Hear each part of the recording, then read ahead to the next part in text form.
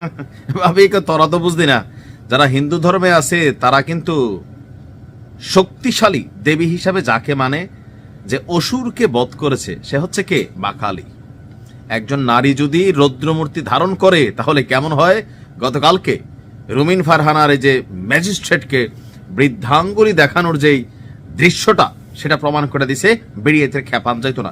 এই দৃশ্য দেখার আগে পরে বিএনপিও চিন্তা করছে যে না, দলের জন্য অনেক করছে মহিলাটা, এলাকায় জনপ্রিয়তা আছে, কিন্তু সেইখানে কারে খাড়া করাই দিছে? খেজুর গাছ।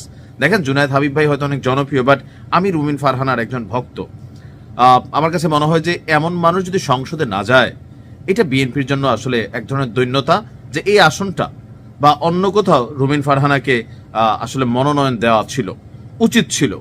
তো এখন রুমিন ফারহানার যে ক্যাম্পেইনিং চলতেছে, ইলেকশন ক্যাম্পেইনিং, ব্যাপক জনপ্রিয়তা পাচ্ছেন, জনগণ তার পক্ষে কাজ করছে। আর এই পরিস্থিতি দেখে রুমিন ফারহানাকে ফোন দিয়া তলে তলে মন্ত্রিত্ব পদ দেওয়ার অফার দেওয়া হচ্ছে, লোভ দেখানো হচ্ছে যে সিটটা ছাইরা দেন, পরে কেমনে মন্ত্রী বানাবো এটা আসলে আমি জানি না।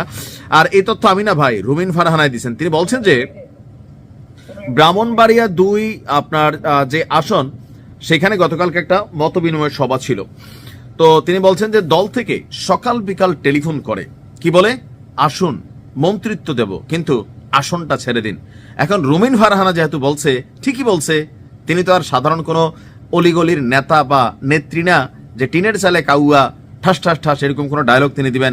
নিশ্চয়ই তিনি ভেবে চিনতে বুঝে শুনে বলেছেন, এবং দলের বিপরীতে এত বড় কথা বলার জন্য ন্যূনতম সত্যতা থাকতে হয়। আমি এই কারণেই বিষয়টাকে সিরিয়াস ভাবে দেখলাম। তিনি বললেন যে আমার জান থাকতে, শরীরে এক ফোঁটা রক্ত থাকতে মন্ত্রিত্ব কেন? আরো কিছুর বিনিময়ে, হইতে পারে সেটা রাষ্ট্রপতি, হইতে পারে প্রধানমন্ত্রিত্ব, ওইগুলার বিনিময়ে তিনি তার এলাকার মানুষকে ছেড়ে যাবেন না।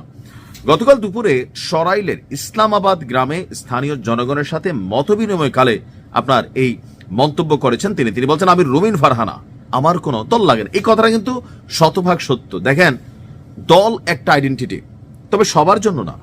কিছু মানুষ আছে নিজেই একটা ব্র্যান্ড, লাইক রুমিন ফারহানা।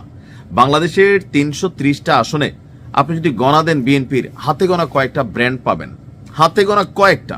আওয়ামী লীগও ছিল, লাইক ব্যারিস্টার সুমন। আওয়ামী লীগ করার কারণে অনেক বাটে পড়ছে, কিন্তু ব্যারিস্টার সুমনকে যদি আপনি অপছন্দ করেন পলিটিক্যাল পয়েন্ট অফ ভিউর বাহিরে, তাহলে আপনি আসলে অকৃতজ্ঞ এলাকার মানুষ যারা আছে। কারণ এত কাজ করছেন, প্লাস দুর্নীতি টুর্নীতি এগুলো নিয়ে ব্যারিস্টার সুমনের পিছনে একটা কলম দেওয়ার কিন্তু কোনো সরকারের সুযোগ নেই। ব্যারিস্টার সুমন যেই পরিমাণ জনপ্রিয়তা পেয়েছে তার কাজের মাধ্যমে, রুমিন ফারহানা তার বক্তব্যের মাধ্যমে, ভিন্ন মত এবং দলকে শ্রদ্ধার মাধ্যমে, সবকিছুতে তিনি কিন্তু ভিন্ন। শিক্ষা দীক্ষা, তিনিও একজন ব্যারিস্টার রুমিন ফারহানা। এটাই হচ্ছে শিক্ষার গুণ। তার এই কথাটা আজকের দিনে শতভাগ সত্য যে জুনায়েদ আল হাবিব আর ব্যারিস্টার রুমিন ফারহানার মধ্যে আকাশ পাতাল পার্থক্য আছে জনপ্রিয়তায়। এখন দলের পক্ষে কাজ করতে হবে, বিএনপির কমিটির যারা আছেন তারা বাধ্য হয়ে করছেন, এটা আমরা বুঝি।